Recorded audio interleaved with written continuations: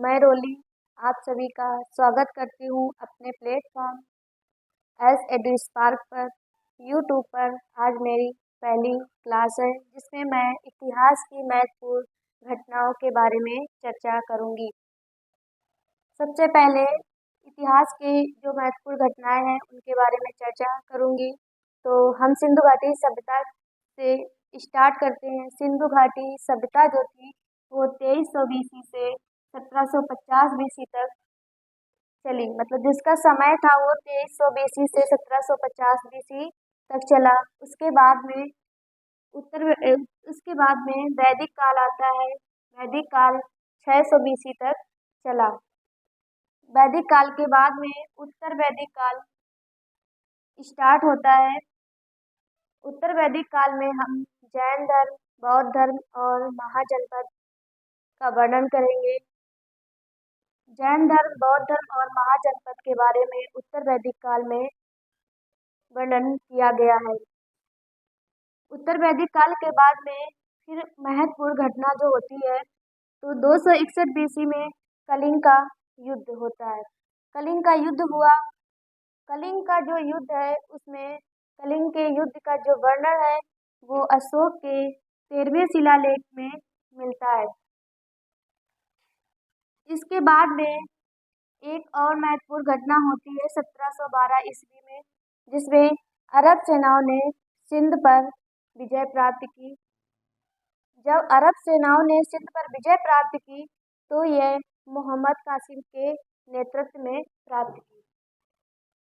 उसके बाद महमूद गजनवी ने सोमनाथ मंदिर पर आक्रमण किए।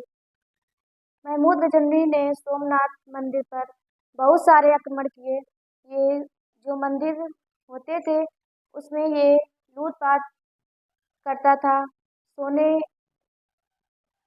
सोना लूटता था महमूद गजनवी।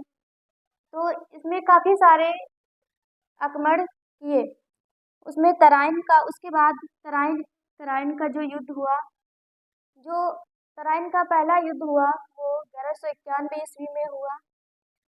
तो जो पहला युद्ध होता है वो पृथ्वीराज चौहान और मोहम्मद गौरी के बीच में होता है। तो सबसे पहले पृथ्वीराज चौहान और गौरी के बीच में जब युद्ध हुआ तो उसमें पृथ्वीराज चौहान जो था वह विजेता हुआ। पृथ्वीराज चौहान विजेता हुआ और मोहम्मद गौरी की हार हुई। उसके बाद सेकेंड युद्ध भी तराइन का होता है, वो 1192 ईस्वी में होता है। वो भी पृथ्वीराज चौहान और मोहम्मद गौरी के बीच में होता है। उसमें मोहम्मद गौरी जो था वो विजेता होता है और पृथ्वीराज चौहान की हार होती है। उसके बाद में 1336 ईस्वी में विजयनगर साम्राज्य की स्थापना हुई। विजयनगर की साम्राज्य की स्थापना हरिहर और बुक्का ने की और संगम वंश था।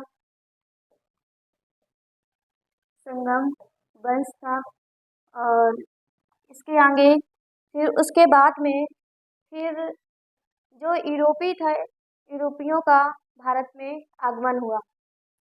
जब उसके बाद यूरोपियों का भारत में आगमन हुआ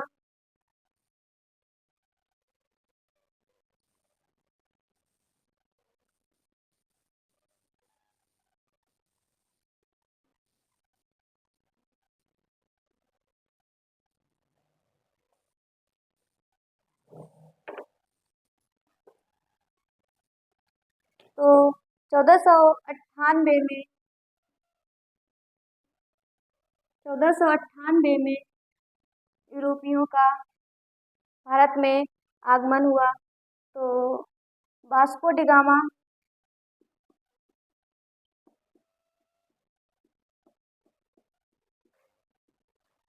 वास्को डिगामा जो पुर्तगाल का था वह भारत आता है।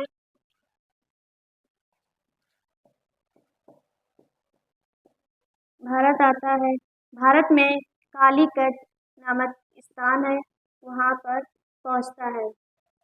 कालीकट में पहुँचता है।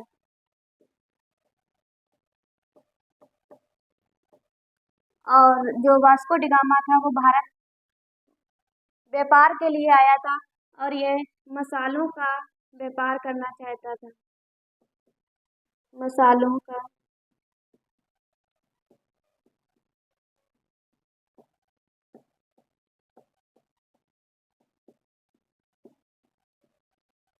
व्यापार करना चाहता था। फिर उसके बाद में 1526 ईस्वी में पानीपत का युद्ध हुआ।